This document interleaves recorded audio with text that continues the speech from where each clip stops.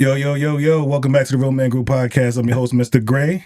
And I'm your girl, Mei Ling, here for the ladies. They always get me. Where we have real topic, real conversation, real results. But check this out. We got some special guests in the building right now. So we're going to start with my right. Go ahead and introduce yourself. I'm Blake, New York native, Houstonian right now. Done a few things. Got the book out, of course. The Man vs. Gentleman. Little reality TV.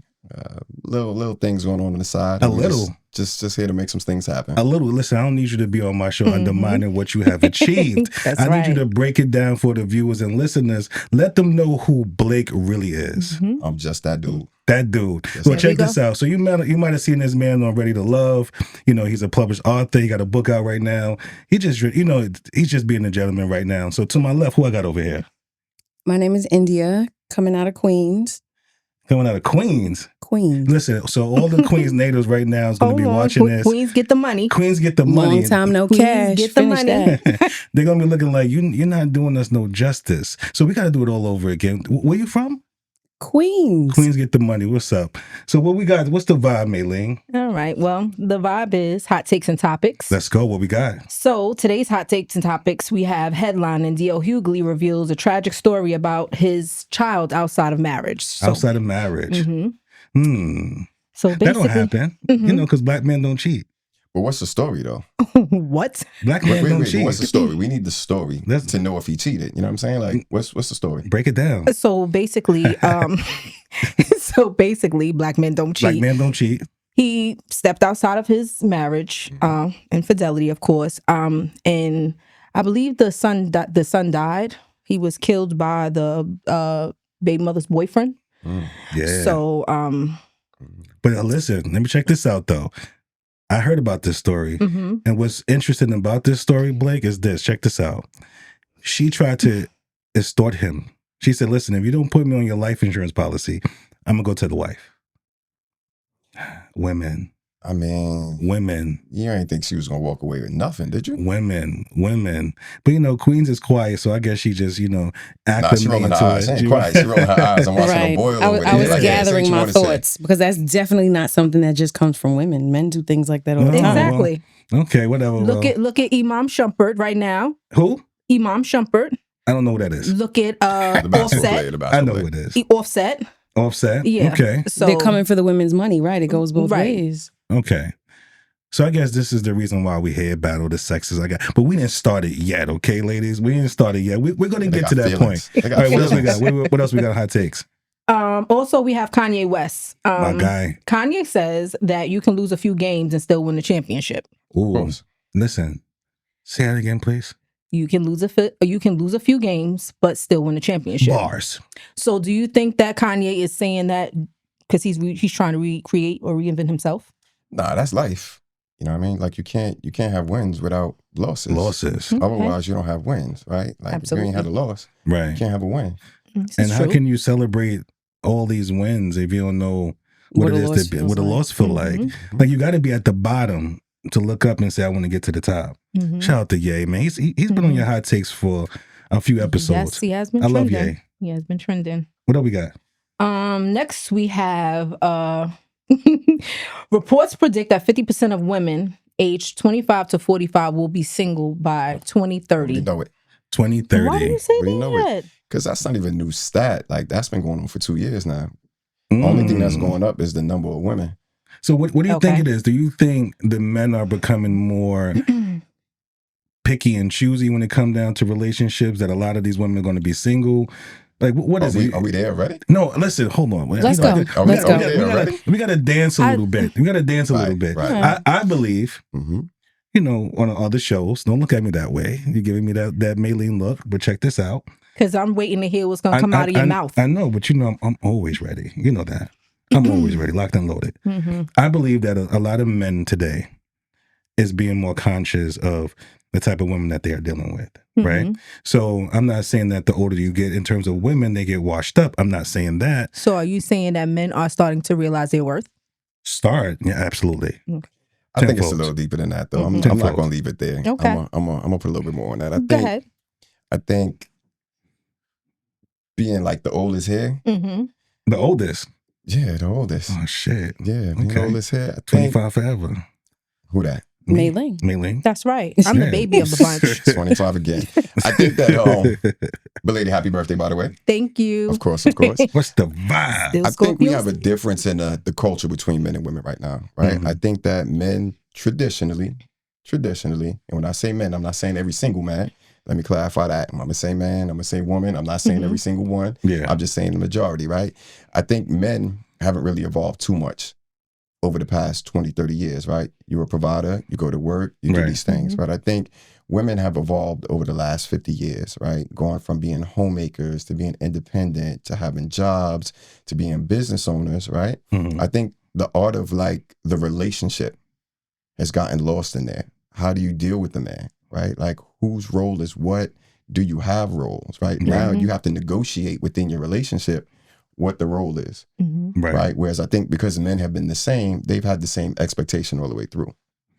So I think we just got a little gray area there that needs to be worked through. Well, how many more years we got to 2030? We in 2026, yeah. Let me tell y'all something, single ladies and women that's not really valuing their relationships and thinking there's so many options. You got 4 more years to get your shit together. Statistics shows 2030 is going to be a lot more single women. What do you got, Mei Ling? Because you over there screwing your face up. Let's go. Talk what you got to say. Say what you got to say. I don't know. Is this just proof that the dating world is collapsing? Nah. A lot of people are saying that the dating pool is basura. It's trash. Yeah, but I don't think it's the dating pool. I think people aren't realistic in what's for them, right? Because, the minute you talk to somebody and they're like, well, there's somebody for everybody. That's true, but you don't want that person that's meant for you. Right?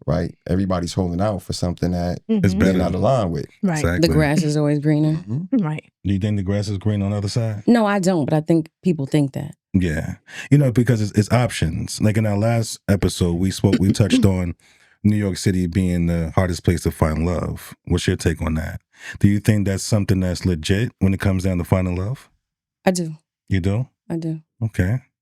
The hustle and bustle and from a woman's perspective, the way we hustle and bustle and strive and work, it's not like it used to be. So those old school values kind of have gone out the window, unfortunately. So then women take on this masculine role, and then you come across masculine. No man wants a masculine woman.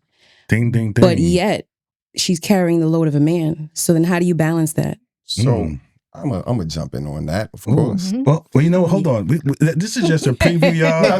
We're still in hot takes and topics. Of course. It's not that deep. I feel like the seat just started shifting a little bit. It's not that deep. I feel the seats are shifting as warm up a little bit. No, it's not that deep. What I'm saying is, I think that sometimes we confuse being an adult with being masculine, right? Or being an adult with being like a man. Okay. Right? Because to me, when I hear being like a man, I'm like, okay, can you build a house? Can you change a tire? Are you going to jump in front of a bullet for me? Right? Because if you say no, then you're not being like a man, right? You're being an adult, which is respectable. It's not to put down being responsible. It's not to put down being an achiever as a woman, but it still doesn't necessarily mean that you are being like a man just because you are self-sustaining. Yeah. Okay. Moving along. I'm gonna save that for when we do. Listen. What if you do have a woman that will jump in front of a bullet, or that can build a house or change a tire? Now what happens? Well, that's what if you could, but do you? See, because we don't play hypothetical. Because we could always say like hypothetically. So let me ask you: can you build a house, change a tire, and are you going to jump in front of a bullet for your boyfriend? I didn't say me. I'm just saying if a woman does say that she can do these things, now what happens? So the thing is, it's not that you don't have masculine women out there, right? This is where I said everything is not 100. It's that 98% of women are not masculine. What you claim the masculinity over is just being an adult, right? Now, don't get it twisted. I'm sure there is a woman out there who's going to jump in front of her boyfriend, right? I'm sure, because different strokes, different folks, different relationships. You get some women that like to lead the relationship. She's going to be a little bit more alpha. Yes. But that's not traditionally what we're talking about. Right? We're talking about a wave within the culture to just be like, well, if I'm taking care of myself, I'm masculine. Right. I have to throw the balance out there. How do you defend the women that you aren't? Like, what for me, it's the curiosity. Like, what strikes a chord in you when you hear that to make you be like, nah? I can answer that. I can answer that for you. What else do we have on hot takes and topics? Okay. What else we got? Let's finish. What else we got? Let's finish this. So, the next headline is: a man claims that his dog shot him in the back with a shotgun. Did y'all hear about this story? No. So Florida is they getting the crown for the most craziest things to possibly happen. It was Pennsylvania. It was in Pennsylvania? Pennsylvania.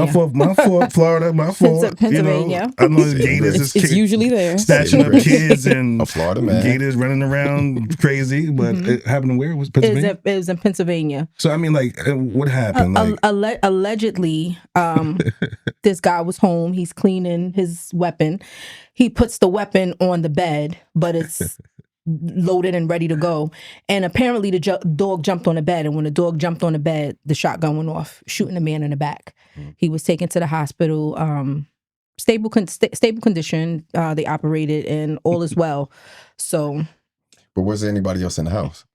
This I'm not sure. Right. So. This I'm not sure. So that's why I said allegedly. If ain't nobody else in the house, then I'm gonna go with it. With the dog shooting the man in the back? Well, the dog ain't really shoot the man in the back. The dog jumped on the bed and the gun fell over. So the man got up, the dog shot up and said, yes.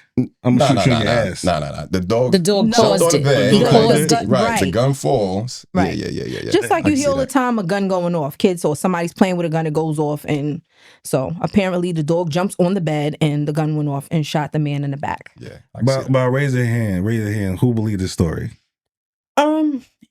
I believe the story. It can happen. Listen, America is wild. Okay, the pets are armed now. So what you want to do? They running up. What you want to do? That is insane. What else you got for me? Yeah. That's it for my hot takes and topics. I got a few things to bring to the table. So there was an issue going on between this husband and wife and etc. She said she was a victim of sexual abuse. So they went and got their sons tested, right? Son tested, and it turns out that the son is actually his brother. Wait a second. So you mean I saw that. Hold on, I'm confused. So because they were having domestic dispute, she decided to go get the kid tested? Well, it was supposed to be some sexual abuse. Like she went through some issues. Okay. So that led to them taking his son to be tested, DNA tested, and it turns out that it's not his son, it's actually his brother. Yeah. So who was doing the abuse? Wow. Because I heard that she was sleeping with, I read that she was sleeping with the father. Well, bing, bing, bing. She was sleeping with the father. So that's some dirty stuff. That's dirty. Now, I gotta be more to the story though, right? Because I would imagine she wouldn't be running to get the test herself. Yeah. If she noticed he was sleeping with dad. So I think it got to be a little bit more to it. Did the father force himself on her? Is that how this goes? Oh, no, they grown. They grown. Grown folk. I think it just happened. The article said that she was sleeping with the dad. So Yeah. Wow. Yeah. So. But you just wake up and say, I'm gonna go test my kid. Like, yeah, I mean, it probably was something that made them go into it. Maybe it was the dude. You know what I'm saying? Maybe the dad was like, yeah, something happened. He like, nah, I don't think these are my kids. But either way, finding out that your son is actually your brother is a bizarre story. Definitely. So Sebastian Telfair, y'all, you know who he is. He played for the NBA. He's related to Stephon Marbury. Mr. $19 million man. $19 million man. He went from being on top of the world from getting out of the projects to losing everything and going back into the projects. So allegedly he had some gun issues. He had a gun that was legal in another state.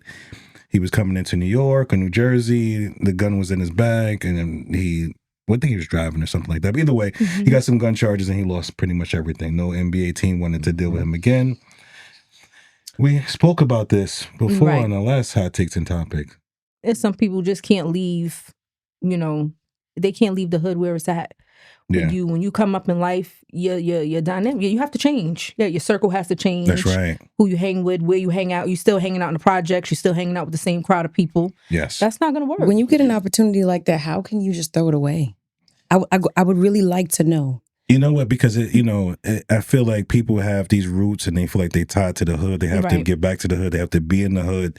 There's so many stories that surround this, like Stack Bundles from Far Rockaway. I mean, he was a thriving artist with Dipset. They try to get him out the hood, but he said, no, I want to stay in the hood. I want to stay in Far Rockaway because people's going to look at me differently. The backside of that, too, is you got people that's making money off of exactly who they are. right? Because the controversy sells, right? As long as they filling the seats up, because you got to realize that's their fan base, right? So that's a part of how they making their money. Because the same way they giving them these contracts and they make sure they insure them and do these other things, they don't give them these classes on being adults, right? So essentially you handing kids money and you saying, go do what you do. Right. You make sure that you insured for everything that's going to mess up your money, right? You got insurance on him if he get hurt. You got insurance on him if he die, right? You get insurance on him if you break his hand. But I need you to do what you do because that's creating the publicity for your numbers to go up, essentially my pockets to get full. It's a business, and it sucks that, you know, us as Black successful athletes, rappers, is not smart enough to leave the hood where the hood is. Right. You know what I mean? Because like we had before, I make 64 million. Hood what? Yeah. Hoodwink? It's sad. Hood TV? And that's not, you can say what you want about me because everyone that's still in the hood is fighting to get out. So if you got the opportunity to get out, what are you still doing there? Right. And it's not to say that I wouldn't give back to where I come from. Right. You can go back, you can visit, you can give back. Me hanging out in the projects on a corner. But then here's the question. Who you hanging out with? Because now you get this money, you get 64 million and you move into an area where you're not familiar. They're not familiar with you, right? So then what? See, the key to it, 64 million, I ain't gonna have no neighbors. You ain't gotta have neighbors, but you still gotta have friends, right? But listen, everyone can't come. Right. Your real ones, your day ones, they come. Right, you have your circle. The whole hood cannot come. Right. Yeah. That's impossible. Like I have my intimate circle now that I know that if I come into 64, I know exactly who's going. Yeah. I know exactly who I'm taking care of. I know everybody's genuine. I know everybody's intention. So that wouldn't be an issue for me. Right, please don't forget us. Am I going? Am I going? Yeah. Thank you so much. I gotta take you. I have another hot take is, so allegedly it was a married wedding, right? And the wife wanted to get the vows annulled because the husband actually had his ex-wife there at the wedding. What do you guys think about inviting your exes to special functions like that? Kids? Yes. Right. It depends on the relationship, the nature of the relationship. Is everyone cordial? Does everyone get along? Are there children involved? Or are they there under sneaky pretenses? Because that's ridiculous. So the backdrop behind that story is the wedding took place on a day of the mother's, it happened on a day that the mother had her visitation, basically. So the father invited her, being that it was her time to have visitation with the kids. He just told her, you know, why don't you come? The fiance was aware that she was sent the invitation, but she never was aware of the fact that she accepted that she was coming. So she shows up at the wedding and she's just causing, in the fiance/bride's eyes, she's causing all this havoc because she said she came to the wedding and she tried to outdo her in her dress. She's looking fancier than the bride. And she showed up. Yeah. But was she though? I'm sorry? But was she? I mean, that's how the bride was feeling. This is how the bride was feeling. Was that the... It's sort of like you know, they say when you're getting married, the bride's supposed to wear white. You're not supposed to wear white to a wedding. You know, that's for the bride. So you come to the wedding in white. You got a beautiful white gown. And it's like, why would you do that? You know, so there's just certain things that you don't do. She said, it's our wedding. Right. And so apparently obnoxious. She came. This is our wedding. And she just was doing a lot. I guess the bride felt like she was doing the most. Right. And she asked her to leave. Like, listen, I feel like you're doing the most, you know, so I'm going to politely ask you if you can disperse. And the baby mother was like, no, I'm not leaving. I'm here. I'm here. My kids is in a way. It is what it is. Yeah. And the mother-in-law also agreed with the baby mother that she shouldn't have to leave. The husband didn't say anything. So this night just escalated and caused the bride to feel like... And this is this bride's day. Yes. And you call this my day and I have to put up with this disrespect? Yes. Absolutely So the ruling is he was wrong for that. What are we taking? I kind of want to know how she didn't know she was attending. So I kind of agree with India. I feel like inviting your ex to the wedding depends on a lot of different things. The relationship, if there are children involved, are we cordial? Because I have great relationships with my kids, you know, fathers. baby mothers or whatever the case may be. And I wouldn't have a problem with them. Well, I'm not with the father, obviously, but I wouldn't have a problem with them. We all have a good relationship. We're like a little, village, family. Yeah. Okay. I'm mature enough to know that when it's over. I just want to co-parent, and I want the kids to be in the best space. And so when you have a thriving relationship like that, where everybody's just in support of the children and it's healthy, then you can do something like that. But if the relationship is not healthy, then that's something that we have to have a conversation. I don't think it would be in the best interest for the baby mother to be there if her intentions are not good, or if she feels away, or maybe she feels like, he shouldn't be marrying her. Like, and I feel like there's no way that this woman showed up that disrespectful and no one knew this was coming. So she had no business with an invite from the beginning, I feel like. Do you feel like, okay, so do you guys feel like she was petty for doing that? Absolutely. All right, so listen, speaking of petty, let's jump right into this. Who is more petty after a breakup? Let's get to it. You know what Busta Rhymes said? Come here, Breezy. Let me show you how to keep this dice rolling. Who is more petty after a breakup? Let's get to it. Blake, what you got? I think that's neutral. Right, I think that's agree. relationship neutral. I don't think that's. I agree. I think it's the individual. It's individuals? Yes. Yeah. Okay, so you guys are telling me, well, let me back up a little bit. Queens get the money. What's the vibe? What's the vibe? You tell me. So you telling me you wasn't petty after a breakup? Absolutely not. Never? You can call somebody. Oh, lifeline? Call a friend. Call a friend? Call a friend. Petty, I'm not. If we're done, we're done. It's over. We're adults, right? Petty for what? So you never was petty after a breakup? No. That's a lie. All right, so wait. Let me jump in there. Good. How many times has somebody broken up with you? Ooh. Right. So the issue is, that's a the good issue one. is, right? That's a good one. They don't think they petty because they're not leaving they relationships. they don't feel like they're the ones who broke up with the person. Right. Or the person broke up with them. I'm sorry, the person broke up with them. So that's a good one. Yeah. So you're telling me you got both of y'all ladies. Look, you see, I'm still thinking, right? But I feel like you said once it's over, it's over. So you never got dumped? I'm never got okay. dumped? Though, right? You so never who's got the dumped? person? Does it matter? I'm asking, you ever got dumped? Yeah, it matters. Sure, yes. India, you ever got clipped? No. So the reason it matters is because typically the person that feels like they got done wrong is the one that would be petty. But damn, the not ending thing is just funny to me. You heard what she said? I know. She never got clipped before. I'm sure I have, but they come back. But it's not about if they come back, right? Because we started with are they petty, right? So we going to just move around it. So the petty comes from when you feel like you the one that got done dirty, right? That's usually the side it comes from. I agree. Right. But if you don't know that you've ever gotten dumped or somebody left you, then how do you know whether or not you was the one being petty or not? I'm not a petty individual. Because what am I doing? So you can't self-proclaim petty. But what are you doing that's petty? See okay, I got dumped and it's over. Okay, that's fine. Do you smell petty? You my girl and I love you, but what do you mean by that? Right. You know if you're being petty or not. But this is what I'm saying. What am I doing that's petty? Okay, when you say that, say you break up with me and you say it's over, okay. Right. This is petty. He break up, but you got stuff at his house. I'm sorry, he got stuff at your house. And he's like, can I get my stuff? He want to come get it. Can I get my stuff? And absolutely. You like, yeah, you could come get it, but it's going to be on the curb. No, absolutely. Come get your shit. No. I want it out so we could... and move on. That's it. No, that's not petty? No, I'm saying no. She shouldn't do that. Get his shit that is petty. So you can absolutely come get it.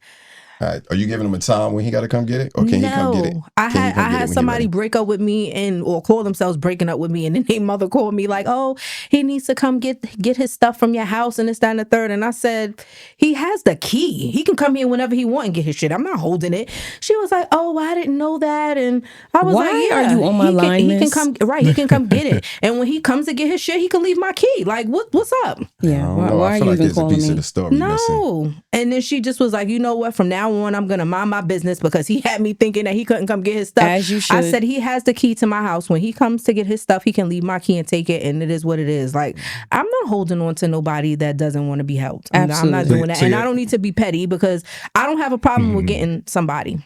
So you're saying that, okay, being petty is on the individual basis. So you're saying that the consensus is not men or women is more petty after a breakup. That's what you're saying? Just the person. Right. Just the person? It depends on the person. Okay, so who needs more validation in the relationship, men or women? Oh, women. I would say women. All day. That's what social media is built of. Absolutely. But men need a lot as well. I disagree. Yeah, I think that struggling with depends that. on a person as well. Because like Cardi B said, ain't no ring on my finger. You ain't going on my gram. So I'm not thirsty to post nobody. Like, it's just not that serious to me. But the question is, as long as I know what's going on behind the scenes and how you treating me and what we have going on. But you just proved the point, though. You said, if there's no ring on my finger, right, then I'm not putting you in a place where I get my validation. But this is different now. If we're married and we have a union and we go before God, that's different now because you're my husband. We're family. So I post my family on my Instagram. That I don't have a problem with. And it's not necessarily that I have to post him, but I'm just saying that I'm not posting just a random guy for validation now. Like I said, if it's my husband and we're traveling and I decide to post a picture or two or, shout him out for his birthday, that's different. But you still mess what I said, though. You're talking about posting him on the place where you get your validation. You're like, he has to be worthy to be posted the place where I get my validation. So you need a ring on your finger and before you post them on your gram. Right. Basically. So the gram is like you made it to that top. Absolutely. I don't feel like Instagram is validation to me. Okay. I don't care what people on Instagram think. I post what I want and I do. You do what you want. So I don't really care what people think. I don't care about their opinions. It's my page. I do what I want. You like it, you like it. If you don't, you don't. It's fine. India. It's not for validation. How do you feel about that? Do you feel like you're gonna post your man without a ring on your Instagram, like Blake said, in places that you receive the most validation? In this day and age, people are so embarrassing. So it's probably better for you to just keep what you got going on to yourself. Private? Yeah. All right. So then I got a question for you. You meet a man, you like a man, right? Mm-hmm. You see a future with him, but he ain't put a ring on your finger yet. He says, you know what? I really want to be with you, but I need you to let this social media thing go. Do you let it go? It's gone. Yes. It's gone? It's gone. Are you married? Yes. No. Are you single? Yes. What's the vibe? Fuck that. I'm answering the question for y'all. Social media is totally not worth the relationship. It's gone. Absolutely. Hold on. Back up a little bit. Are you single? You're single? Yes. Single? Single. You gotta ask that question now these days. Single is like, I'm seeing somebody on the low.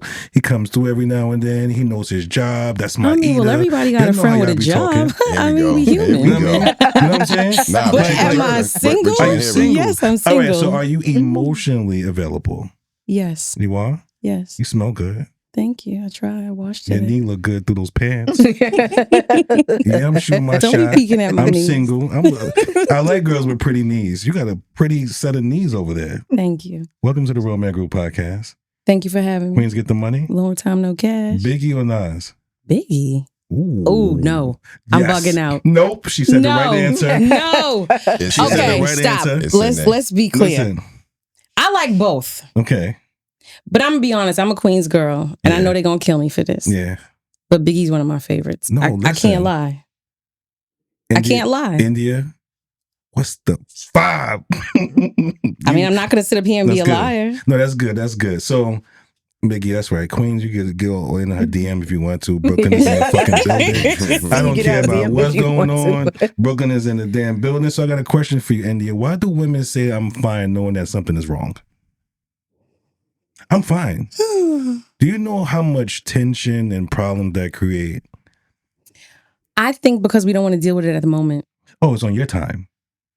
It's when you feel like dealing with the issue. That's what it is? Yeah. Very interesting. And that may not be right. I can understand where you're coming from. But when you said that to me, I know I've done it. Right. But me saying it made you think about it a little bit more, didn't it? Yes. Right?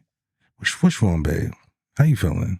Nothing. Nothing is wrong. And the only time I'm going to say nothing is if I don't feel like addressing it at the moment. And then you washing the dishes, you slamming the pots and shit in the dishwasher. Nothing's wrong. So wait, then let me ask you then. So then why do you get more upset when he leave it alone?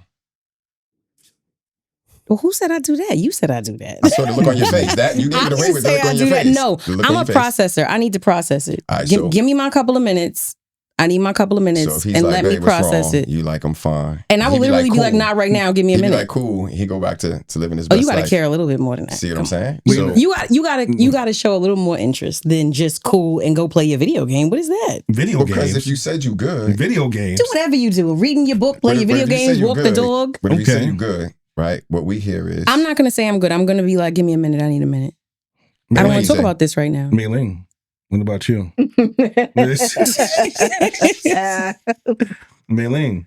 Yes. So for me, I think I get something a little different because I can ask you what's wrong and you be like, my dog did this, my dog did that. You tell me, but when you're in a relationship and the man comes to you and saying, what's wrong? And it's something that's bothering you pertaining to relationship. Are you the one to say nothing is wrong and just move on with your day? Like, what do you do? So sometimes my reasoning for saying nothing is wrong because sometimes I just don't want to burden you with whatever it is that's going on. Sometimes it may be something that I'm trying to figure out on my own. If it's a relationship issue, Blake is gonna get you. I'm with it. Blake is gonna get you. If it's a relationship issue, I may talk to you about it. Sometimes I you know what it is with me too. I'm vocal a lot of the times, but sometimes I journal and sometimes I take it to God because sometimes I just feel like it's bigger than us and I just need some prayers from up above. So sometimes I feel maybe it's not something that I could bring to you at the moment. So I go talk to God about it or I journal, you know, and I go from there. If it's something that's still bothering me, then I bring it to you at a certain point. And so the bottom line is on your time. You said all of that to say is on my time. It's when not I'm ready necessarily to discuss it. on your time, but if you're the one with the issue, you should be able to process and think things through and come to the table and talk about your issue that you have when you're ready. Okay, so while you guys are processing this whole thing, your actions, your energy is dimmed, right? Y'all know, for me, I can feel a woman's energy. So if she's off, she's not feeling me, she's not jacking me, I can feel all of that. So that means we have to sit there and deal with that cold shoulder, that silent treatment until you guys are ready to talk about whatever's bothering you. Well, I'm not giving you cold shoulder or silent treatment. So that I'm not doing. So when something is still bothering you, are you still able to have sex with them? Absolutely. Wow. Wow.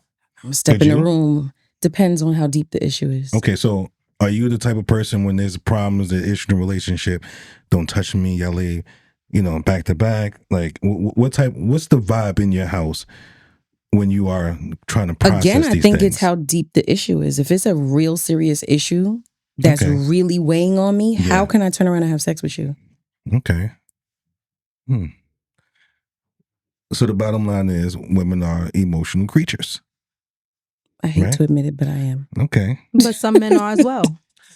Yeah, I mean, some men are as well. I can't have sex with someone I'm not jacking. I found. I agree. Nowadays that men are very emotional. A lot more emotional than. What makes them emotional? That's a good question. No. Like, what's the action? I know they got this new thing going around that like men are sassy, right? So whenever a man doesn't want to engage in whatever the negative energy is, a lot of times they'll be like, oh, well, he's sassy, right? So I'm just asking for you when you say that, because you're saying it with some feeling, like you got something like on the tip of your tongue. So I'm like, all right, so what's the type of action that would make you say that the man is emotional? And I'm not saying that they're unemotional men. Right, but you just threw it out there like we 50-50 now, and I'm like, I don't know if we 50-50. I want to hear your side of it. Yeah, I feel like men are very emotional because some of them behave like women. Who's what? Who's some of them, Mei Ling? What's the behavior, Mei Ling? What's the behavior, Mei Ling? Mei Ling. Mei Ling, who's the views? We don't need the who. Just what's the behavior? We don't need to know who. What's the behavior? I love you. Just some men are they behave like women. They do like a lot of tick for tack. They do a lot of petty actions. All right, but what's the actions? Say for instance, maybe I told you that I was coming or we were going to hang out tomorrow and then something came up and I wasn't able to make it. I let you know that I can't make it, but now tomorrow you do the same thing or you can't make it, but now you no call, no show because you're trying to show me that you could do the same thing that I'm doing. It's and they're not even cool about it. Like you do it right after. You don't wait a couple of weeks. But do y'all speak after that? Yes. And I've brought this to the surface And they were like, well, you did it. So what? Like, I'm confused because. So you're bothered. I understand what you're saying, but which part are you bothered by? Are you bothered by the fact that He admitted to being petty? Doing it?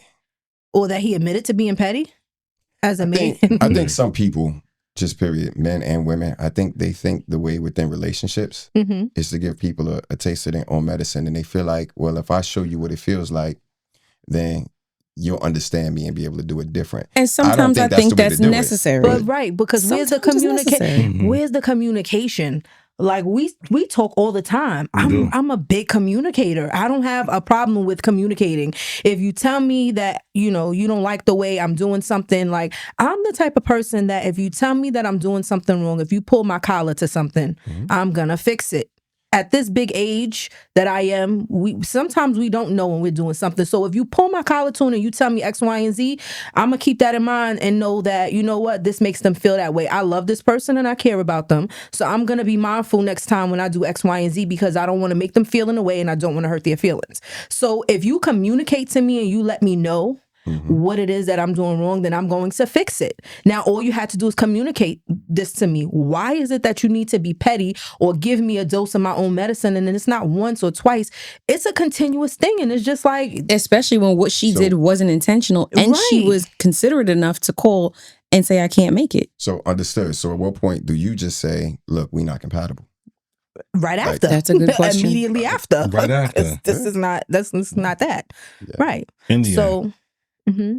Would you tell somebody that you're not compatible? It's not vibing. You're not jacking it. Yes. You would tell somebody that? Yeah, I'm big on vibes. If it's not there, it's not there. All right. So check this out. Shh, Mei Ling, because I already know what you're gonna say. Let me have my little moment. Wall is up, privacy wall. Okay. My thing is 60 fucking days. Shut up. 60 days. I give them 60 days to show me what it is that we're able to do. Right. So. If we're not jacking in 60 days, if we're not vibing in 60 days, if we can't build something in 60 days, I'm clipping you. I'm the clipper of clipper. What do you say about that? I don't think there's anything wrong with that. 60 days is a significant amount of time to know if you guys are jacking each other like that. Privacy wall up. Mei Ling is looking at me. She's stowing. She's stowing. Because with me personally, my relationships that have lasted, when it's there immediately. You know what it is. From day one. You feel the energy. Can't get rid of you. That's right. You can't get rid of you. Pretty knees and all. And if it's not that, it doesn't go anywhere. So the vibe is instant. That's what I've experienced with the things that last. It's not that, we're on our 7th date and I'm still trying to figure him out. If that's what's going on, it's not for me. Back in the days when we was kids, you'd be like, that's mine. Yeah. You know if it's yours or not. That's mine. If you don't leave my knee alone. So who takes accountability more in a relationship, a man or a woman? Don't answer at one time. You guys answer separately. I answer that. I think that's not at one time, that's great ladies. too. Huh? I think that's a great area too. Right? But for me, I didn't start taking accountability in relationship until I got older. It was always her fault why the relationship failed. It was always what she didn't do in the relationship. And that's something I can speak about right now just based off my experience. So I just learned how to take accountability. That's sorry. Huge, though. I didn't mean to do that. You know what I mean? So now moving forward in my relationships, I feel like I know how to lead, and leading is alongside taking accountability. So I think accountability comes with time. You guys agree? I agree. I think you still got to have a little bit of realism too, though, in your accountability, right? So when somebody asks a question like, have you ever been dumped? Or has anybody ever left you? I never heard that question before. You didn't hear it, right? I mean, I didn't hear that question. Yeah. Did you? Ask something Mei Ling, did you hear that question before? And the reason is it's not throwing shade. It's like, have you ever taken the time to evaluate why your relationship ended? Because if you took the time to evaluate why your relationship ended, then you would know right away, like, I was left before because I know that I did X, Y, Z, or I wasn't the most, X, Y, Z. So that's a very interesting question. Have you ever been dumped before? Not dumped, bro. Not dumped. Has everyone ever left you in a relationship? Left you alone. Yeah, dumped is a little harsh. Okay, left you. Like, has someone else ever decided, like, we just not aligned, right? It ain't necessarily got to be, all that you putting on it, but you know, for their reasons. It's like, look, we're on the line. This is why. Mei Ling look like she's locked and loaded with some questions. What you got? No, I'm just agreeing. I agree with both of you, and I think that it is definitely something that you take on as you mature. My relationships early on in life, when I was maybe in my 20s and my 30s, I didn't know any better, you know, but as I experienced these people and then I went through life and I grew and I evolved and I matured, it allowed me to look back at some of my relationships and understand why certain things had to happen and what I did wrong and what I would change and what I would do different. Like we spoke about on one of the other shows, therapy helped me a lot, because going and sitting down with a therapist and her pointing out things that I didn't see for myself also allowed me going forward to say, you know, I have to take accountability for that. Right. And going forward, I also know that I have to do something that I never did to get something that I never had. So I have to change this. Also, a lot of growing up in our households, in the way that we were raised, also takes a major toll on the type of relationships we have, how you were, how your parents raised you, what type of relationship or marriage your parents had, you know, watching my parents and the way their marriage worked for them. I adapted a lot of that, you know, but that worked for them. They've been together since I was 7 and I'm 45 and they're still married. So just to say that works for them, but that didn't necessarily work for me in my relationship. So I had to learn change behavior. So now watching this for so many years, to unlearn it, to see that wasn't the right thing. That's not what you do in a relationship. That works for them, but that can't work for you. And if you want things to be different, then you have to do things differently. And when I started to mature and to grow and to try different, apply different things to my life, I started getting different results. And I was like, oh, okay, that's how this works. And so that's why I say now I'm in a better space. Better space. And I can take accountability for, you know, past and just do better. I can apologize. I can, you know, all of those things. Good. Let's shake it up a little bit. By raising hands, who in here had a sex on the first date? So everybody has. Like, stop it. No. You never had sex on the first date? You never had sex on the first date? No. Oh. I've never had sex on the first date, and I've never had a one night stand ever. So I think that's a little. Ever. I think that's a little taboo, though, right? I think it's just looked at differently between men and women, but it's hard for me because no woman says, not against y'all, but women typically be like, I don't do it, but men be like, yeah, we do it all the time, and the men not doing it with men, right? So it's kind of like, who were they doing it with? Right, they're doing it with women, right? And it ain't. So it's a little, a little interesting. Again, not to say that you do it, but I think that, you know, relationships are relationships, right? And what my godmother told me a long time ago, women will get out of their comfort zone for the right person, right? Women will do something different for someone that they think is worth it. Right. So it's not necessarily that woman is sleeping with everybody on the first date, right? Some connections are instant, some connections just work, right? But I've never had a one night stand, so. I mean, so there's a difference between sleeping on the first date and having a one night stand, right? So, yeah, never had sex on the first date? No. I mean, you have to do what works for you. Like you said, there's nothing wrong with it. If you meet somebody and you feeling them, like you said, the vibe is there, and this is somebody that you connected with, and you can see a future or friendship or whatever, and that's something that you want to go out there and do, by all means, have your fun.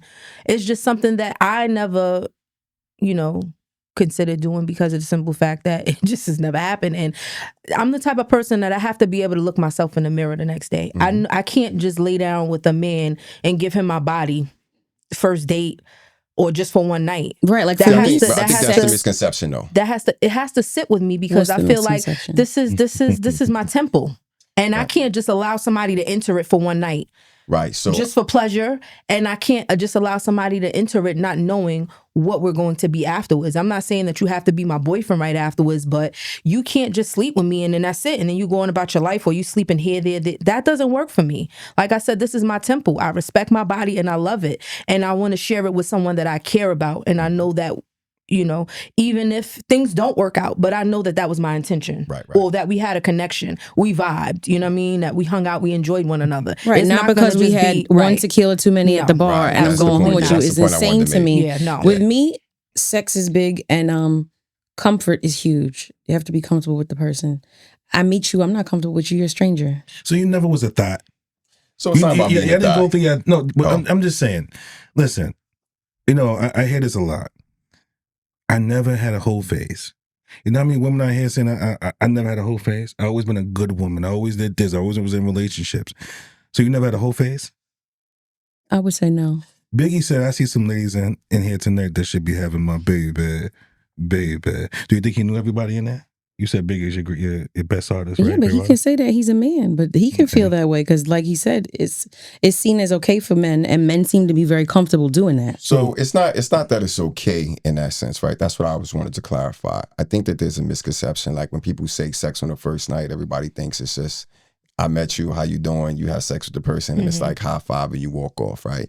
Some people have genuine connections, right? When I got married, I met my wife that day. I was like, look, she walked me out. We were walking. I was like, so what we gonna do? She was like, what you mean? I was like, about the rest of our life. She was like, well, I had a trip today. I'm gonna cancel my trip. We was together. Like, that's how it went, right? So everything isn't about having a shout out. That's super fucking sexy right there. Everybody doesn't have the same story when it comes to the mind just goes to the cheap thrill of, you know what I'm saying, just the night. But sometimes people come across people and they know. So maybe you just haven't come across somebody that's moved you in a way to be like, you know what? I already know this is I mean, you may meet him that first night and know you want to do it, but you may not act on it that night. Yeah. Right. Yeah. I don't know. I need a certain comfort zone. Have you ever had sex the second night? You ever had sex the second night? Not the second night, not the first week. Fucking question. Right. No. Right. You know what it is? I feel like you guys didn't meet that man, and that's probably the reason why you guys are single now. Because y'all didn't meet that man that just wowed your heart, your mind, your body, and soul. And I feel like men today are now connected with those type of things. Right? So when I meet a woman today, I'm their person day 2. They want to marry me day 2 because of what I bring into their lives. I don't think it would work with me. Me? I don't think, not just in particular you, nobody. How you know pretty knees? Here you go. How you know about me and that? My knees know. Are they weak right now? They weak? Are they weak? Yeah, so weak in my knees. But no, seriously, I need like a connection. I need to get to know you. I need to feel comfortable with you. Right. Sex is huge. It's fluids. It's naked. It's spicy.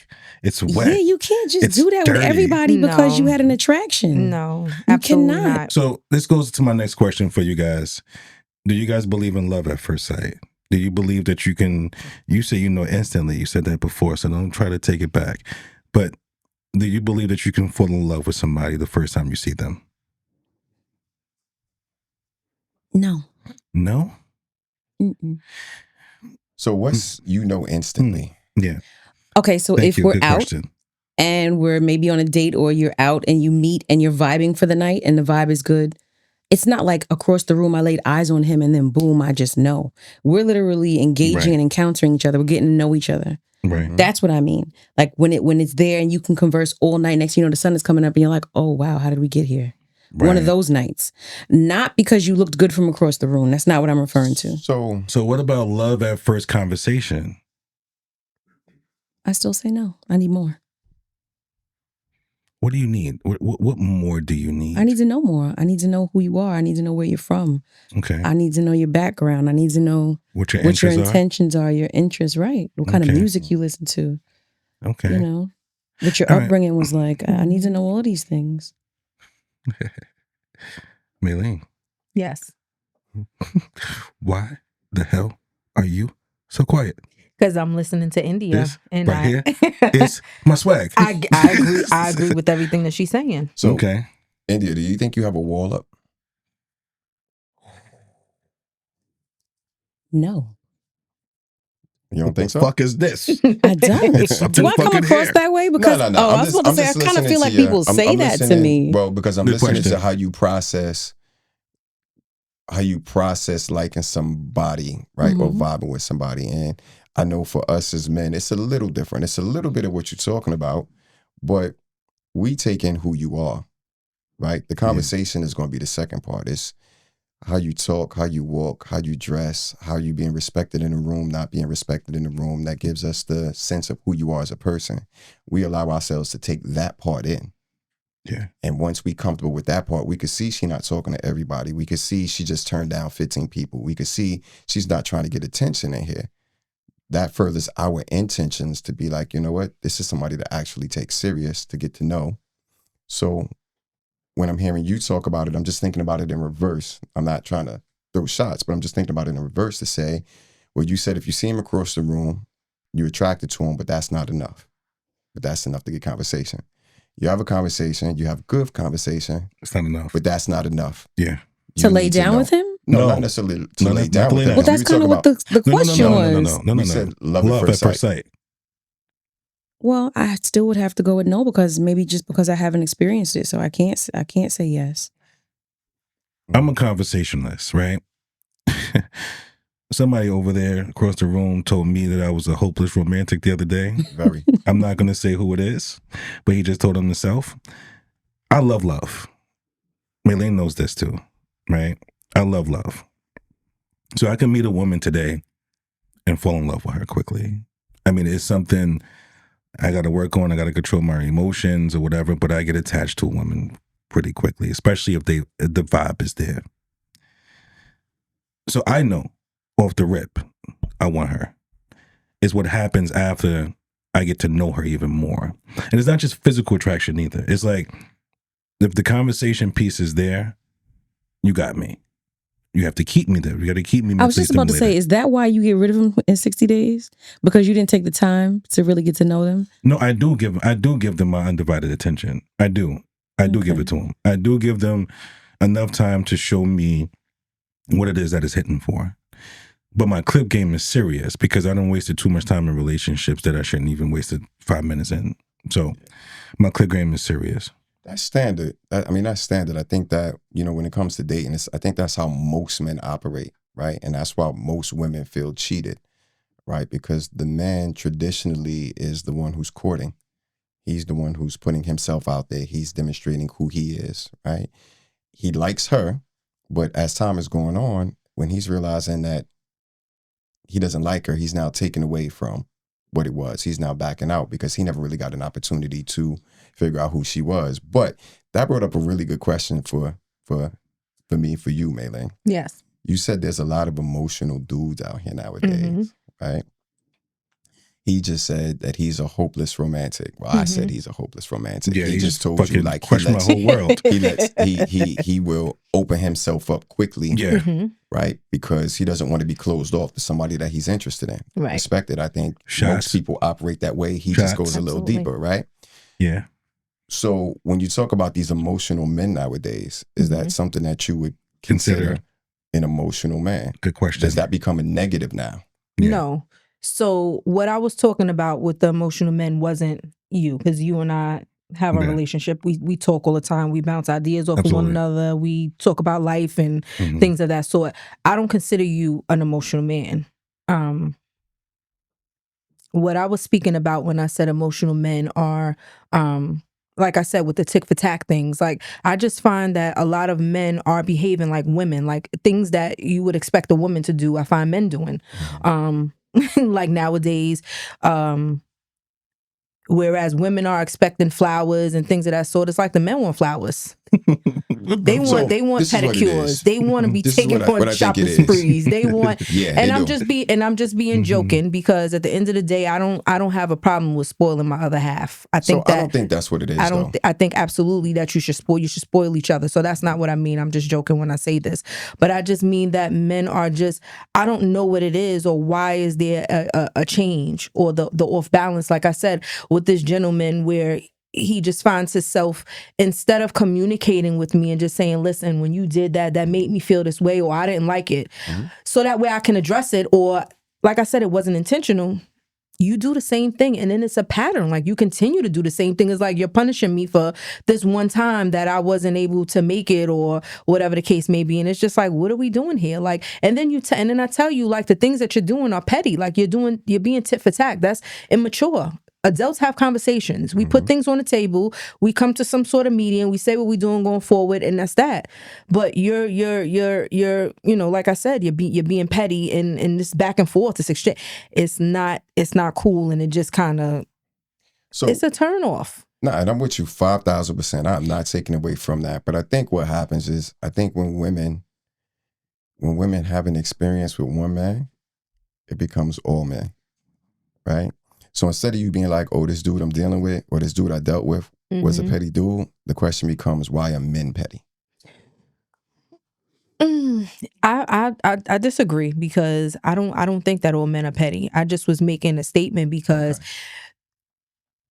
I do find that there are a certain percentage of men out there. I can't tell you the percentage, but I have encountered a few that are this way. Like even some guys that I work with, and it's just like, I have more guts than you. Like I just don't understand like the behavior. Can I know your name? No. Initial? No. No. It's like for example, if I have a task that I have to carry out or whatever have you, and my task changes, you tell me I no longer need you to do this. I need you to come over here and do X, Y, and Z. Like the pressure's on. Some people work well under pressure. When you tell me you need to switch up, or you tell me you need me to do 10 jobs, I'm going to get it done. And then you'll have one individual where you like, listen, I got to shut you down and put you over here. I need you to go do X, Y, and Z. And it's like, you crying to everybody, telling them, oh, they changed me. And it's just like, are you serious? Like I wear 10 hats and you're crying about one thing. Like, it's like, come on. And I'm just not used to that. I'm used to like, if I as an individual a female take on, like, why can't you just roll with the punches as a man? Like, let me get out here. All right, let me do X, Y, and Z. Like, what's all the crying about? I got a question for y'all. Who lies about the body count more, men or women? Who lies about their body count more, men or women? Women. Women? Why? Probably because, like I said before, it's okay for you guys to sleep around. It's not seen as okay for a woman to sleep around. So she's going to probably knock a few off. Not that I would. What did Drake say? The average female probably would. Don't some men lie and up their body counts? So that's funny, because I've never had a conversation about body count. Okay. I've never had a conversation with a man or a woman about body count. So I mean, if someone... Neither have I. Okay, so let me ask you a question. Okay, so this is for everybody, but this is directed at India. You guys can answer this later. So you meet your person, you're vibing with this guy. Not the first date, okay? Right. Not the second conversation, but you guys are months in. Okay. And they ask you, how many men you've been with? Would you give them the honest answer? Yes. That's one thing about me, that if you know me, if you ask me, you better be ready for the answer. So let me ask you, would you still date him after man asked you that question? Yo, I'm saying, like, look, think about it for a second. Yeah. I'm into you. We vibing, like my man, like he said, I'm a hopeless romantic. Fuck it, I wear it on my sleeve. And I'm feeling you something fucking crazy. Jesus Christ, like your pretty fucking knees. And I ask you that question, how many men you been with? I don't think I really want to fucking know. I was just about to say, I don't think you want to know. So why are you asking? So why do men do that? They don't, though. That's what I'm trying to tell you. You know, let me finish. Let me finish this. In my opinion, it's just my personal opinion, I don't see a reason to ask, because if you asking that question, then you comparing yourself to other men, period, all the way around, right? Because what difference does it make? I want to know if you HIV positive. That I want to know. Yeah. Right? I want to know if you got STDs, right? I want to know if you careful. Like, I want to know those things. But how does knowing how many people you slept with forward our relationship? Right. Let me ask you a question, Blake. So when you're buying a car, right? Can you tell that the car is used? Of course you can. Yeah. Of course you can. I know where he's trying to go, but I'm not seeing the correlation here. Okay, so when you... But what if because she got high mileage with one person? Right. Well, that part. So you highway miles. You can't feel that this girl got 350 miles. All right, so then let me give you another version of that question then, right? So you got that question. Yeah. Then you got the, She says, "Oh no, I've only been with one person," right? And you like, cool. But now you go to have sex with her, and unfortunately that one person was 10 times your size and you don't feel nothing. Which one is better? Like, are you feeling better in that scenario than the other side? It's like, at some point you got to understand that people gonna be people, right? We all done done things. She done done things. You know, I don't understand the concept. To is me, that question a make or break thing for you as men? No, what I'm saying is, if a man I don't asks you want to that, know. I don't want to know. for me, if one of my female friends was like, buddy asked me like how many dudes I've been with, I'd be like, leave him where he stand. Leave him where he stand. You know, because I mean, it doesn't matter. I think it does. It doesn't matter. I mean, I want to know if you ever been gang banged before. If anybody ever ran a train on you, I want to know that. That's what I want to know. Why? Because I just want to know. Have you ever had a train ran on you before? So that's something you ask? Wait. What did she say? Yeah. Then what you gonna do? That's what you have to think about. Maybe this person had fun and they got everything out of their system. I mean, as one, now they're ready to settle down. So they did get gang bang. They did an orgy or try whatever. Listen, but you know what's the worst thing? I mean, I used to date this girl. After we broke up, while we was together, I was just like, people was just sending me shit like, yo, she just got slutted out. She just had a train ran on her. Like all this shit, right? I think that, I mean, that fucks with me a little. Star? That's exactly what I may be. But I mean, maybe, so when you got that, did you ever just ask her about it? Because my thing is, I never asked her. Who's sending you this and how do they know this information? I never asked her. Did they send you pictures? That they know that she just got slutted out or gang banged. Did you tell them to stop? Right. Did I tell them to stop? Yes. What do you need this information for? Yeah, I was like, it I came want to know me how they know indirectly. this information. Right. I mean, so. I mean, that's something that I want to know, but I don't care too much about the body count. Like you said, I'm more concerned about have you ever been, when was the last time you was tested, et cetera, et cetera. So, the body count is not that important to me. He just letting you know, pretty niece. You said what? He just letting pretty niece know. He really don't care about your body count. Pretty brown eyes. I know. I think that we have a lot too much conversation nowadays about the negative parts of people's histories, right? Why would you want to know body count before you wanted to know if they've ever been to rehab, right? Why would you want body count before knowing if the person's an alcoholic? They don't ask those questions, right? You just want to ask what's going to make you look bad, feel bad, or tarnish your image, right? But you're not worried about what scars the person really has, right? Right. So to me, it's all just part of the same thing when we talk about the validation and all of that. Yeah. When you don't want to be with a chick who had a train ran on her. Right. Because do you really care, or are you really worried if the bros know? The best you ever had. I think it's more so. I think it's more so the bros. I think it's more so. So it's a validation thing. And listen, yeah, for me it may be a validation. Like I just want to know. But do y'all know we don't want to be with a man that been with everybody either? Like that's not cool to us either. To go to the party. And you don't hit everything in every corner. And now I'm in here with you tonight. That doesn't feel good either. That's a good point. Because y'all don't really think about that. I don't have that problem. Do you I'm have just that saying. problem? Not at all. Not at all. I don't have that problem. Pretty nice.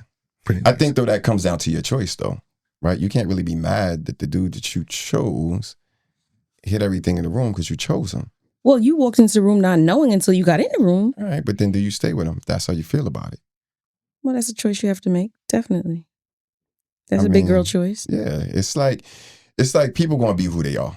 Right. So we gotta accept y'all for the things that y'all been through. You just went through counseling, right? You just kind of getting good. You still working on things, right? That's not the 25-year-old version of you. You know what I mean? Like, so now somebody's getting a new and improved version of you. New car, but they're getting a better version of you. A new car?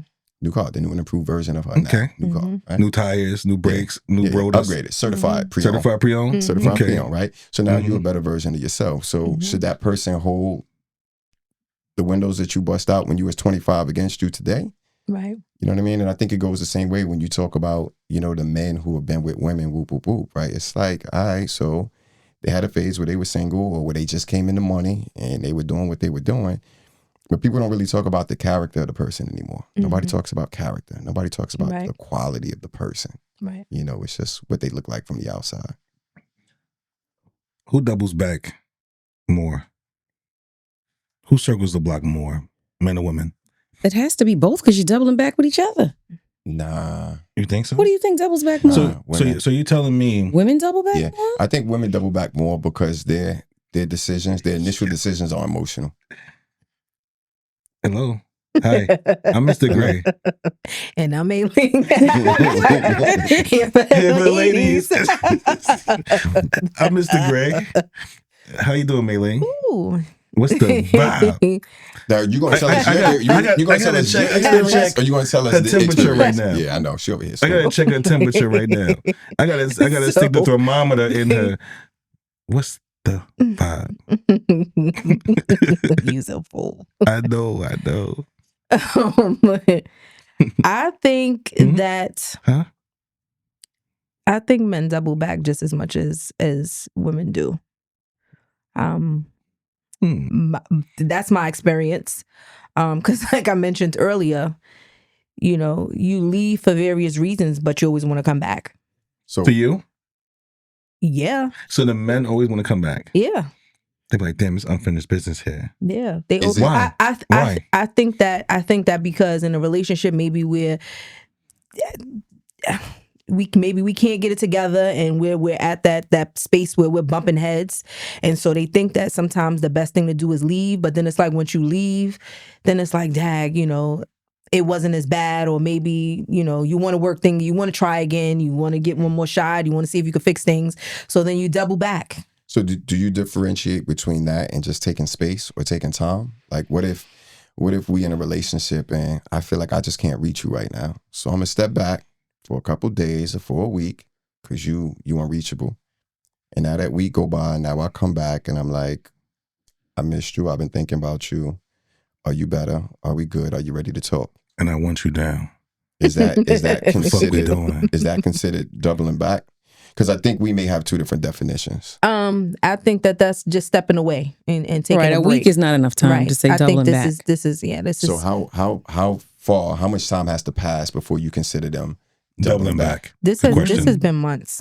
This has been a move out. You go back to your mother's. How you know we always go back to you? I'm back outside with the girls. How you know we always go back to our mothers? I'm asking for a friend. How do you know we always go back to our mothers? Didn't I just tell you that the mother called talking about, can he come get his stuff? And I'm like, he had the key all this time? Yeah. So, okay. I mean, when you think he's taking his stuff, he ain't going to get a new apartment. He's going right back to his mother's. Yeah. So we don't see no shade, don't nobody, right? Just asking for the people that's like that. Not talking about shit dude. You don't feel Let me tell you, this is... We just talking in general. We're not even talking about that person. I know you're feeling it personally because you real strong right now. Word. But at what point does that become the accountability of the woman on the type of man that she chooses?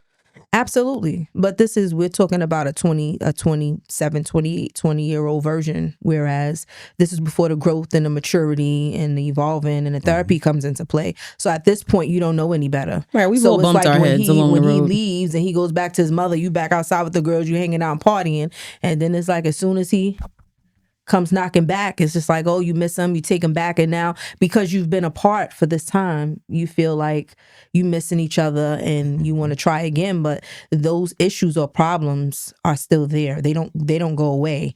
You just kind of sweeping them under the rug temporarily. So now when you come back, those problems keep tripping over that rug. So you have to face the problems, and until you do that, it doesn't matter how many times you leave and come back. This is just going to be a revolving door, something that you continue to do until, like you said, you sweep out that trash. You either sweep it out the door, you face it, figure it out, or just decide that this is it. Right. Trash. I mean, I would think it would be trash, right? If you have a different version of yourself than what you were back then, shouldn't you be looking for something different too? Absolutely. Yeah. Right.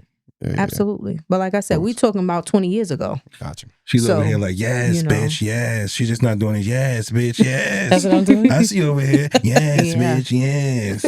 Yes. She over here rocking. Absolutely a different version now. No. So point. Is it cheating if you never met the person? Yes.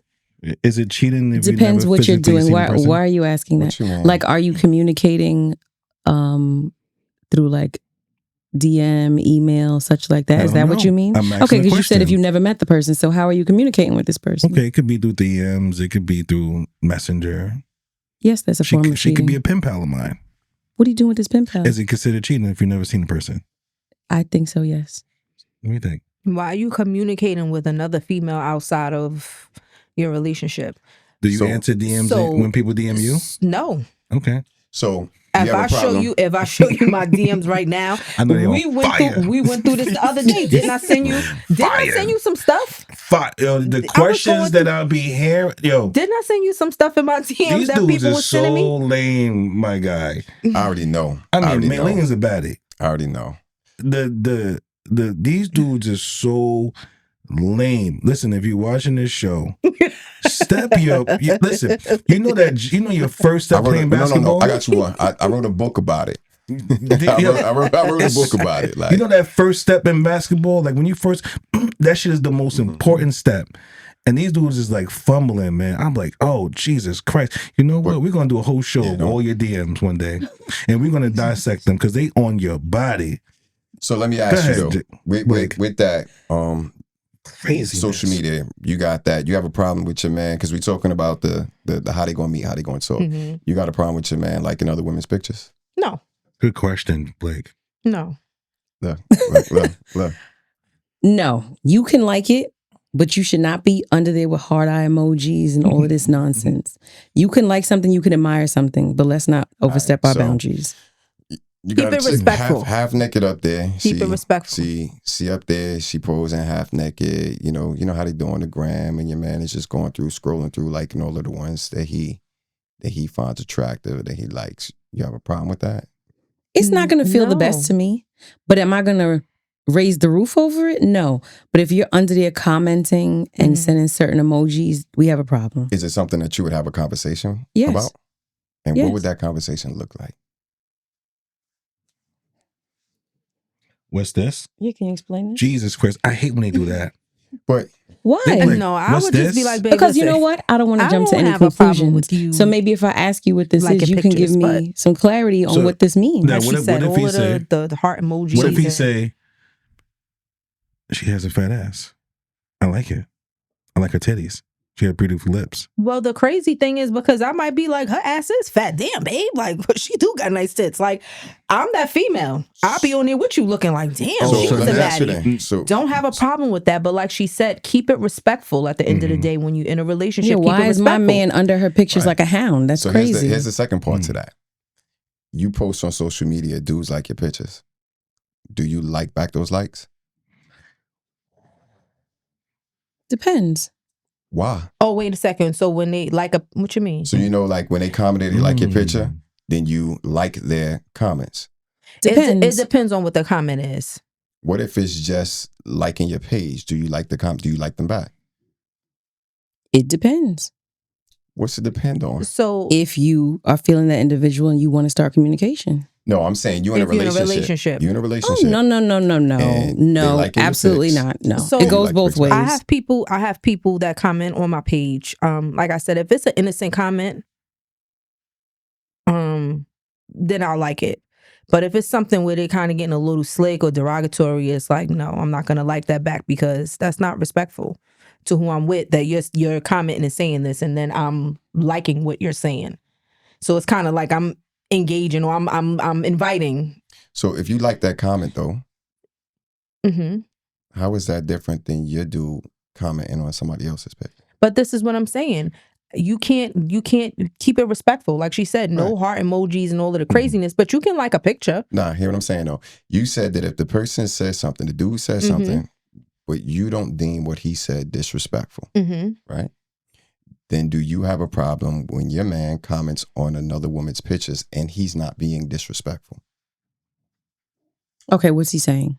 So for instance, if they say very nice pic, that dress looks great on you. Very nice pic, keep doing your thing. Congratulations all day. If it's something, to be congratulated for. Like that, but that's a nice color, dress. No, that color looks really good. You're reaching. You're reaching. But, it's unnecessary. Right, but that's the same thing that you're getting on the other side. No, I was under the pretenses that you weren't in a relationship, so I apologize for that. She would like if the comment if she did not deem it disrespectful, she'd like it. She would like it. Okay. Also, let me say this too, right? Because I wasn't clear about this as well. Everybody on, I have 2 Instagram pages. I have a private page and I have my public page. My private page, mostly everybody on there is people that I know. So there's really nothing going on as far as that's concerned. Now my public page, I kind of don't go back and forth with the likes and things like that. It's like you comment and you like something, it just is what it is. Like I leave that there. So I can't wait to do a show on her DMs.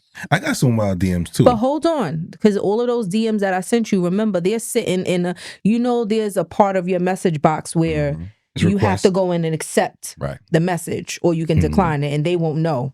These are all messages that are sitting in there that I never accepted. So I don't know what made me look in there one day. We were on the phone, we were talking, and I went into the message box and I was looking and I was like, Will, can you believe? I was like, look what this guy said. And he like, you lying. I said, I'm just serious. I'm going to send it to you. And I screenshot and I sent it to him. He was like, yo, this is wild, crazy. I say, yo, guys, women do the same thing though. I heard. Yeah, women do the same thing. I hear. It's just they send the naked pics. I hear. I hear. It's entertaining for me. I hear. I'm so fortunate and blessed that, guys are not doing that. I would be so offended, I think, if someone sent me a pic like that, being exposing themselves. Let me tell you something. My DMs is rocking. We know. They not rocking. They rocking. These shits is like, rock the boat. This shit is fucking rocking. But I don't really, for the record, I tell you, I don't answer everybody. That I'm tired of the, hey, you're handsome. Are you single? Step your fucking game up. Step your game up. Come at me some different way. That goes to what Mei Ling was just asking. Like, I don't need you to tell me I'm handsome and I like your voice and say something fucking different. Like, stand out. So she was just saying she feels like dudes are, for lack of a better term, a little bit more needy. They require it a little bit more nowadays, right? Yeah. And I think that what happened is, I think that there's just been this movement of identifying the lack of appreciation, right? Okay. So it's not that is for every woman or to say that every woman does it, right? But I know for me personally, I may fall into your category because if I'm taking care of everything every day and your birthday comes up and I'm buying you XYZ for your birthday, and then what I get for my birthday is, I don't wear Jordans, but a pair of Jordans, I'm looking at you crazy, right? Because I'm like, it ain't there. So I think that you got a lot of dudes who are realizing, because women are now being vocal about what their standards are, vocal about what they want, vocal about what they require in relationships, dudes are like, cool, they're providing that, but then they're looking for something on the back end, right? They're looking to see that you're going to consider them just as much as you consider yourself. They want to be valued too. Of course. So, Absolutely. I look at, I saw this video the other day. The guy was upset because his birthday came out and the girlfriend took him to dinner, and it was a less expensive place than where she had just taken 5 of her friends for brunch, right? So he's like, you paid for all of them to go to brunch. Y'all go to this spot, but for my birthday, this is where you want to take me. Right. So I think that's part of the new wave that's going on with men and women, and the women feeling like if the guy has an expectation for something or any type of reciprocation, then he's sassy or there's an issue, whoop, whoop, whoop. I don't think that makes a man sassy. That's not really where I was going with it. I don't have a problem with a man being vocal. Like I said, it's just all about your communication, the way you communicate to me, how you feeling. I don't have a problem with that. And I absolutely agree with you. That is something that I very much learned over these last 20 years. Like I said, through therapy and just my experiences in my past relationships, is that appreciation is very big. And I feel like you should learn to love your partner in their love language, not your love language. I can't buy you a pair of Jordans for your birthday if you're not into Jordans. That may be something that I want to see you in, and I've done this before, and this is how I learned. Jordans is not my thing. I understand that you like to see me in Jordans, but I would rather have you gotten me some tickets maybe to a Knicks game because I like to watch sports. So now I know going forward, I won't get you Jordans for your birthday or Christmas or whatever. Now I consider tickets to the game, to the season, or whatever the case may be, or something to that effect. People have to learn how to love one another in their own love language and not what you think that love language is for that person. And I think that's where wires get crossed a lot of the time, because you want to do what you want to do for a person. And that's I think we tend to love people the way we want to be loved, not necessarily the way they want to be loved. Right. That's right. So with that being said, because y'all are at a point where you're wiser, right? You're smarter. I know for the guys on our side, we have OG, we got Unc, we got what's the one under Unc? I went through the whole thing, right? Then I was thinking young OG, Unc. And the reason that we have that is because us as men, we kind of reach back down to the younger generations and we tell them, like, from our experience where we are, this is what you should be looking for in a woman. Right, this is what you shouldn't go for. Whoop, whoop, whoop. Then it started dawning on me: women don't have that same structure. Right. Y'all don't have that bond through the generations that we do. So my question becomes: you were 45 before you figured it out, right? How do you now reach that 25-year-old? Like, what do you do to make sure that the people that are coming up behind you aren't going to make the same mistakes that you were making at 25? Through conversation. I talk to my younger cousins, and, you know, the younger females that are around me. Say, for instance, my son's girlfriends. You know, sometimes we're in the kitchen and the guys go out and we're sitting in there and we're talking and things of that sort. And, you know, I just pick their brains. I ask questions and things of that sort. I ask how the relationship is going. Like, I'm one of those pickers. Like, I'm always asking questions. I want to know how things are going. What are you guys doing with one another? What are your future plans?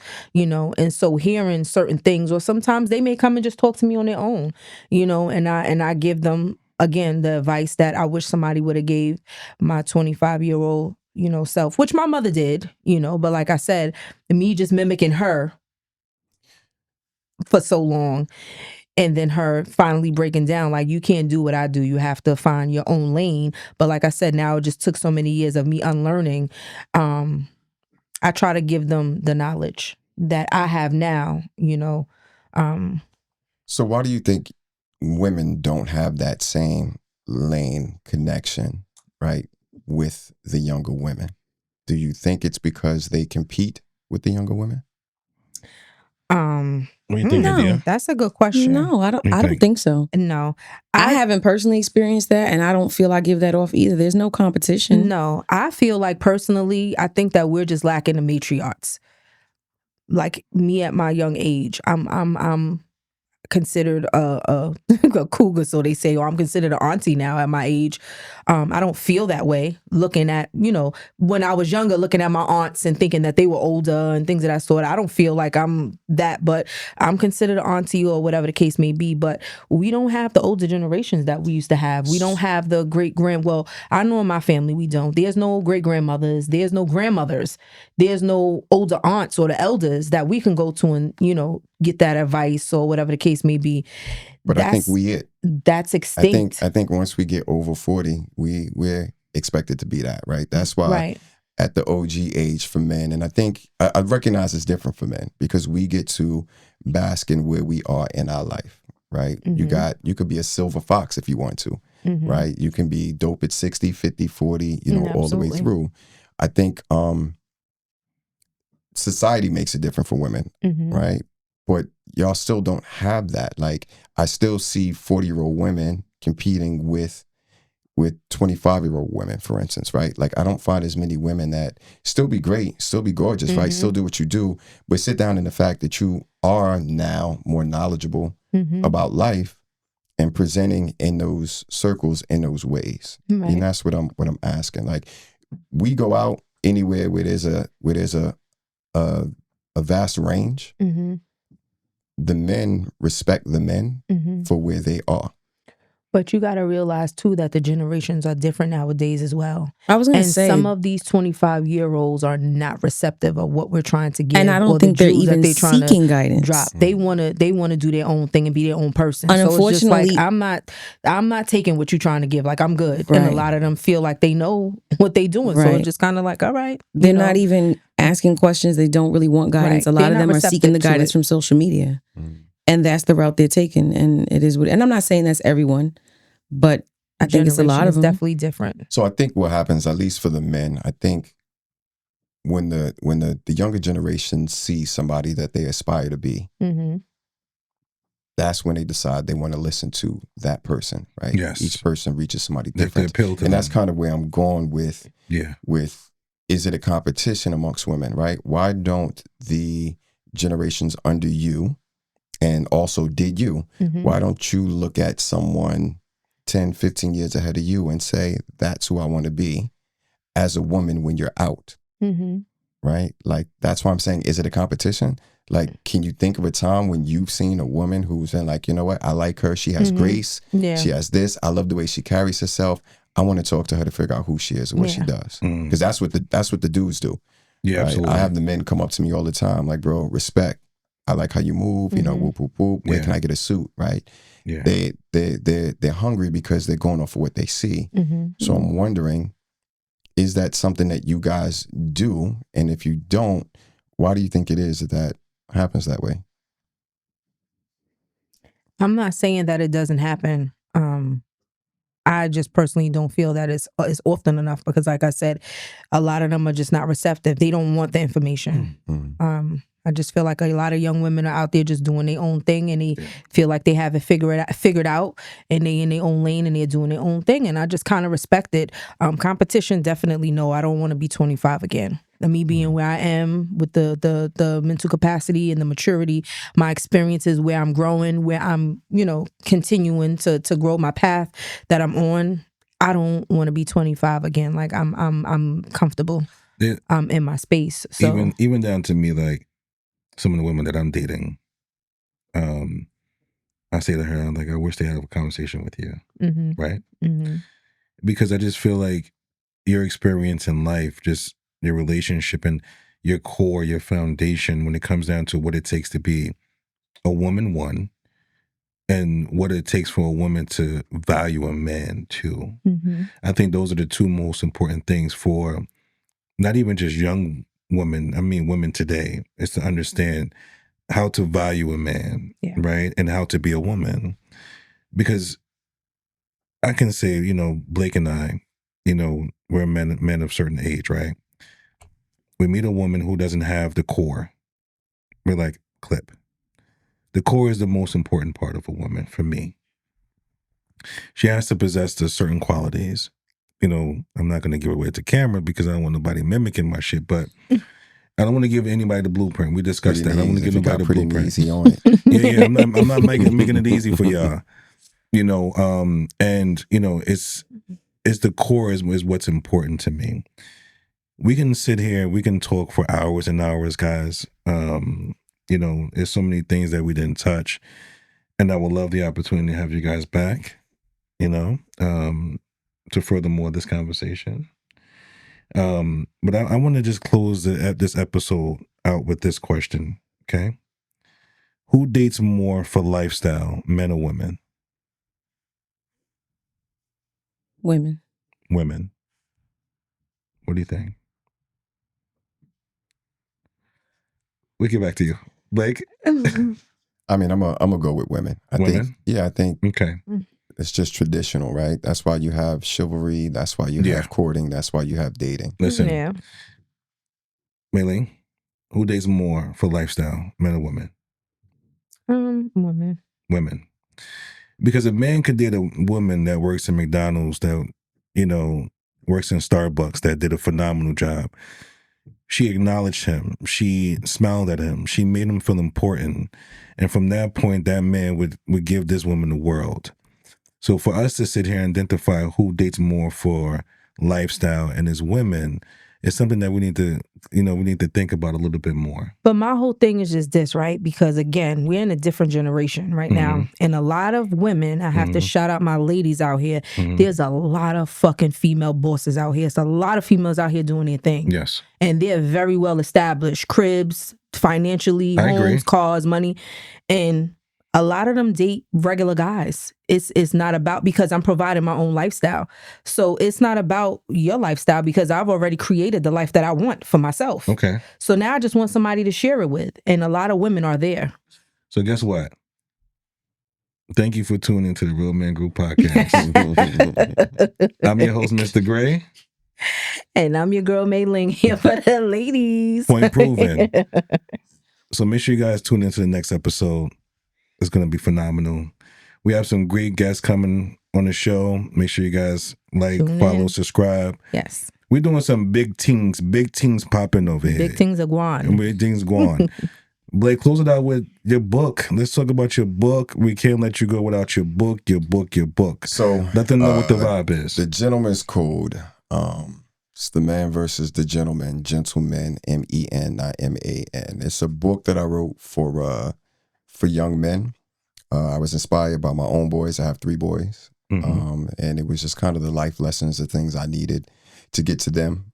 Being that I'm not a full-time parent all the time, you know, a lot of times it's hard. But what I found is that a lot of things in the book transcend all the way across the generations, right? So the majority of the people that buy my book are actually 35 and up, right? And it's just, you know, looking at the basic principles. It's a cool book. Can't go wrong.